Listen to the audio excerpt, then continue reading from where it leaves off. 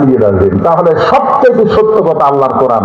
সে কোরআনের দল যারা করে, কোরআন নিয়ে যারা রাজনীতি করে, কোরআনকে সামনে নিয়ে যারা বাংলাদেশের সংসদ নির্বাচন চায়, তাদের সঙ্গে থাকাই হলো মা'আস সাদিকিন। এখন রাখালের হাত ওসমান গনি ধরছে, একটু মনোযোগ দিয়ে শুনবেন, অত্যন্ত গুরুত্বপূর্ণ বিষয় আলোচনা করতে যে ভাইজান। এবার ওসমান গনি রাখালের হাতটা ধরেছে আর মনে মনে বলতেছে, আল্লাহ আমার যোগ্যতায় আমি তোমাকে দেখতে পাইনি, আল্লাহ আর কেমন একজন পাইছি সে নিজেও দেখবে এবং আমাকেও দেখায় দিবে। এই নিয়ত ওসমান গনি রাখালের হাতটা ধরে বসে আছে। কিছুক্ষণ পরে যখন ফজরের জামাত শুরু হবে, জামাত যখন শুরু হবে এমন সময় একজন মুয়াজ্জিন আকামত দেয়। ধরে কান কি দেয়? আচ্ছা, আকামতের মধ্যে যে কত আমাদের সালা আছেন নাই? আচ্ছা, আপনাদের মসজিদে যখন মুয়াজ্জিন আকামত দেয় এমন সময় কেউ বসে থাকে না? কেউ যদি থাকে সিয়াল দেয়, সিয়ালটা থাকে। আপনারা কোরআনের যে আয়াত পড়েন নাই, লা ইউকাল্লিফুল্লাহু নাফসান ইল্লা উসআহা, তোমার কষ্ট হবে এমন কিছু বিধান আমি আল্লাহ তোমাকে চাপাই দেই নাই। তুমি যদি 7 বছর পর্যন্ত সরকারি চাকরি করো, তোমার 62-63-70 বছরে কে চাকরি করবার পথে বসে থাকা বেতন খা, বসে থাকা বেতন খা। যৌবন সরকারকে দিলে সরকার যদি বুড়ো বয়সে পেনশন দেওয়ার পারে, যৌবন বয়সে যারা 5 ওয়াক্ত নামাজ জামাতের সাথে আদায় করছে, বুড়ো বয়সে তাহলে পিয়ালে মসজিদ আসা লাগবে না, যেটি করবি সেটি পেনশনের সব হবে। জমি যন্ত্রণা ঠিক না? কারণ কাতার সোলা করার ব্যাপারে বলা হয়েছে ভাইজান, জামাতের নামাজ করলে 7-8 গুণ সব হয়। এটা কি কাতার ব্যাটা করে না সোজা করে? তাহলে যে দিকে সিয়ারও বসলো আর আপনার পাও হতো পায়ের গোড়ালির সঙ্গে গোড়ালি মিল করবার গেলে যদি সিয়ারের পায়ের গোড়ালি না পান, তাহলে আপনার এই সামনে কাতারে খায় একদম ফাঁকা ছিয়া পিছনে কাতারে চলবে না। রাসূল বলে সামনে কাতার পুরো করো, সামনে কাতার পুরো করে লাগবে। সিয়ার পাটি যদি সামনে কাতারে থাকে, আপনার 4 দিন মুসলিম ওই সিয়ারের 4টা পাও ধরে অত্যন্ত করে বারান্দা ছিয়াচ্ছে। তোর মতন পঙ্গু অসহায় লোকের জন্য আমাদের 27 গুণ সোয়া ভরা নষ্ট করবো না। ধরে কথা কন না কেন? আর নামাজের ভিতরে বাইরে যে 6টা ফরজ আছে তার মধ্যে 13টা ফরজের একটা ফরজ হলো দাঁড়িয়ে, কথা কন না কেন, দাঁড়িয়ে নামাজ পড়া। আল্লাহ কোরআনে বলেছেন কুমু লিল্লাহি কানিতিন, দাঁড়াও দাঁড়াও লিল্লাহি, আল্লাহর জন্য কানিতিন, আনুগত্য নিয়ে দাঁড়াও। সিয়ার যদি থাকে তারপর আপনি দাঁড়াবেন। আপনি মসজিদে কি শান করে আপনাকে গিয়েছে কামড় করে দিয়েছেন, আপনি হাঁটে হাঁটে আসছেন, হেঁটে হেঁটে যদি আসতে পারেন তো দাঁড়াবার পারেন না। কি আর কি পারছেন 10 কেজি ব্যাগ নিয়ে গোটা হাত দিল এক ভ্যানারা বলতে চাপা দাঁড়িয়ে ওকে টাকার দাম আছে আমার 10 টাকা দেবো হই 1 কিলো হাঁটতে পারবো না। এই 8 কিলো 10 কেজি ব্যাগ দিয়ে হাঁটিয়ে ঘুরার দাঁড়িয়ে আসলো আর মসজিদে করছে আমার টিয়ার কুটি, আমার টিয়ার কুটি তো কাপার দূরে লাগাবি রে, আল্লাহ কাপার দূরে লাগাবি ঠিক। আমি বলবো শোনেন, নবী বলেছেন যদি দাঁড়াবার না পারো বসে পড়ো, বসে মাটির বসো। মাটির বসে তার ভিতরে অহংকার থাকে, কথা বলে অহংকার থাকে। এই যে আমি চেয়ারে বসে আছি, মাঝে মধ্যে আমার করছে তুই চেয়ারে মানুষ রে, চেয়ারে মাটির মানুষ। আপনি বসে পড়েন, মাটির পড়েন। যদি মাটির বসতে না পারেন আপনি শুয়ে থেকে পড়েন, শুয়ে থেকে না পারলে ইশারা তারা পড়েন। তবে যতক্ষণ দাঁড়াবার পারবেন ততক্ষণ আপনি জামাত ওয়াজিব, যখন আর পারবেন না তখন আপনি যেখানেই পড়বেন সেখানেই সওয়াব। কারণ আল্লাহ বলেছেন আমি তোমাকে ইসলাম এত কঠিন করে দেইনি। এখন আসলে একটু যেই মাত্র মসজিদ সাহেব আগমন শুরু করেছে, সঙ্গে সঙ্গে হযরত ওমর মেহরাবের মধ্যে ঢুকছে। যেই মাত্র আগমন শুরু করেছে হযরত ওমর মেহরাবের মধ্যে ঢুকছে, ওসমান গনি রাখালের হাত ধরে আছে, ধরেছেন কি ধরে আছে, আর ওমর ফারুক মেহরাবের মধ্যে ঢুকছে। এখন হয়তো আপনার চিন্তা করবেন হযরত ওমর কোন দিকটা মেহরাবে ঢুকলো।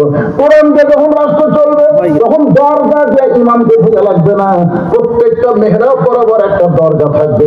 ওই দরজা দিয়ে নেতা আসবে মেহরাবের ভিতরে। দারুণ যদি একটু খেয়াল করেন, ওমর ফারুক যেই মাত্র মেহরাবে মুয়াজ্জিন যখনই বলতেছে কদ্দামাতিস সালাত কদ্দামাতিস সালাত, সঙ্গে সঙ্গে রাখাল আল্লাহু আকবার, রাখাল যে আল্লাহু আকবার কইছে ওসমান গনি রাখালের হাত ছেড়ে দিচ্ছে। হাত ছাড়াতে বলতে পেরে ভাই ইমাম সাহেব ভুল করলে মানুষ লোকমা দেয়, আর এখন আকারও বিশ্বাস হয়নি আর তুমি লোকমা দিলে। রাখাল বলতে এই জন্য তো তুই টানা রে, এই জন্য তুই টানা, এত বছর নামাজ করিস তুই দেখতে পাচ্ছি কি জন্য লোকমা দিলাম তুই জানিস না?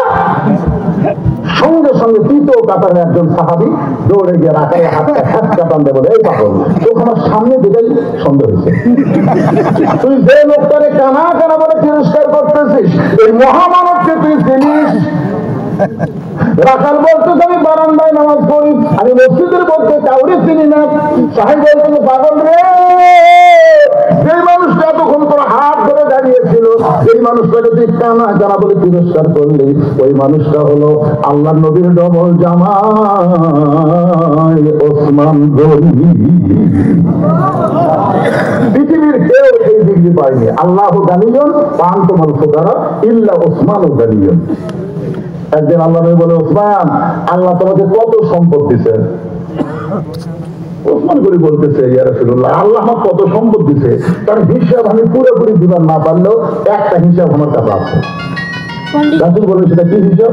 বলে আল্লাহ আমাকে যত সম্পদ দিছে এই সম্পদ গুদাম দাঁত করে গুদামে তালা লাগানো, সেই তালার চাবি টানতে একটা উট হিমশিম খায়, কিছুই পায় না। আপনি বুঝতে পারেননি যে গুদাম মাল ভর্তি করে গুদামে তালা দিতে, তালা দিয়ে এই তালার যে ছোড়ানি কন্যার চাবি কম, এই চাবি টানতে একটা উট হিমশিম খায়। তাহলে চিন্তা করেন কত সম্পদ আল্লাহ ওসমান দিচ্ছে। রাসূল বললেন, ওসমান আল্লাহ যদি সম্পদ ফেরত চায়, মনে করো আল্লাহ তোমার যা দিতে আপনি ফেরত চাচ্ছে, তুমি কি করবে?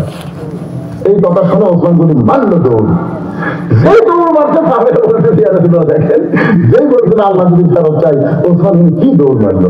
আল্লাহ রাসূল বললেন, তদন্ত না করে কোনো কথা বলো না, একটু ধৈর্য ধরো। কিছুক্ষণ পরে ওসমান গনি যে উট ওই চাবি হয়, ওই উটটা রশি ধরে টেনে দিলে নবীর কাছে এসে বলতেছে, ইয়া রাসূলুল্লাহ গুদাম শুধু না, গুদামের ভিতরে সম্পদ না, শুধু তালা না, এই চাবি বহন করা উটটাও আমি আল্লাহ দিয়ে দিই। রাসূল বলতেছে, ওসমান সবই যদি আল্লাহ দিলে তোমার জন্য কি রাখলে? ওসমান গনি বলতেছে, লা ইলাহা ইল্লাল্লাহ মুহাম্মদ রাসূলুল্লাহ ছাড়া আমার অন্য কিছু দরকার নেই। সঙ্গে সঙ্গে নবী কান্দার বলে, আল্লাহ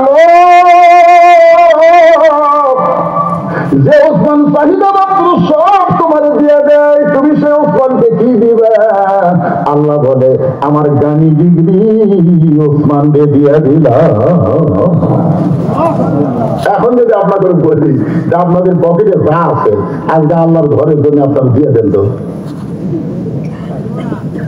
দেবেন না? কে বলে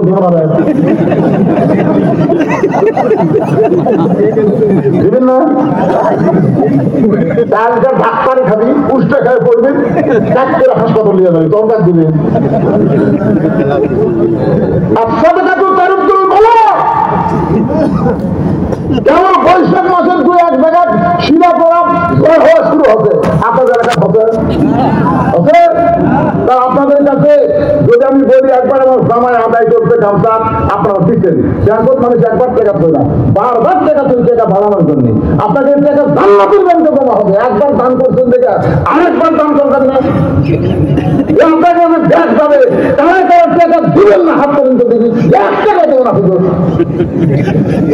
আর কারা কারা দিবেন আল্লাহ কিন্তু হাত টাকা তো দেখি, 10 টাকা 20 টাকা 5 টাকা 10 টাকা যা করেন আল্লাহ রাস্তায় দান করবেন। হাত পর্যন্ত টান টান করতে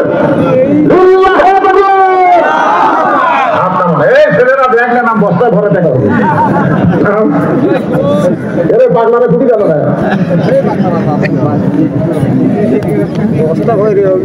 সবাই দিবে, যা পারেন জীবনের শেষ দান মনে করে দান করবেন। ভাইজান ওয়াজ কিন্তু শেষ হয়নি, কিছুই হয়নি। আপনার মনে করে হুজুর হাতে যাওয়া শেষ, ওয়াজ শেষ না, এই ভিতরে ঢোকো ভিতরে ঢোকো। এর কয়টা দেখলে আপনাদের দেন, একবার আদায় করে হাতে গেছে নাকি? দেন দেন, সবাই দেন, যাই বা পারেন দেন ভাই, জীবনের শেষ দান মনে করে দেন। আল্লাহ যারাই দান করতেছে আল্লাহ রহমত বরকত হেফাজত করো, আল্লাহ যদি বেরাম থেকে হেফাজত করো, বাপ মা যদি কবরে যায় এই দানের ওসিলায় তাদের কবরকে জান্নাতের টুকরা বানায় দাও। জোরে তারা আমি মসজিদ কমিটির সভাপতি সেক্রেটারি কেশিয়ার এরা সব দান করছে, কি করছে?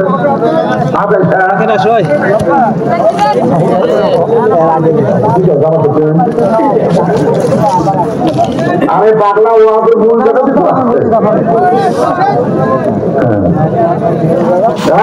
লড়বেন না, মজার জায়গা পাচ্ছে বাবা। এই স্যান্ডেল দেখে উঠে কিছু বোঝে না নাকি রে বাবা, আমাদের বগুড়া রাজশাহী তো প্রায় লাগা নাকি বোঝার কথা হিসাবে। আমার ভাষা বুঝতে আপনাকে কষ্ট হচ্ছে, তাহলে উঠতে